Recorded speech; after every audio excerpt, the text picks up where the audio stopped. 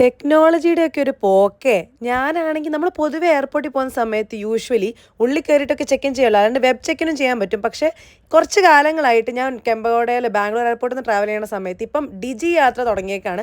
എന്ന് വെച്ച് കഴിഞ്ഞാൽ പുറത്ത് നമ്മൾ എയർപോർട്ടിനുള്ളിൽ കയറുന്നതിന് മുമ്പ് തന്നെ നമുക്ക് ബോർഡിംഗ് പാസും നമ്മുടെ എല്ലാം റെഡി ആയിരിക്കും. പിന്നെ നേരെ ഉള്ളിൽ കയറി സെക്യൂരിറ്റി ചെക്കിങ് കഴിഞ്ഞ് നേരെ ബോർഡിംഗ് ഗേറ്റിൻ്റെ അവിടെ പോയി ഇരുന്നാൽ മതി.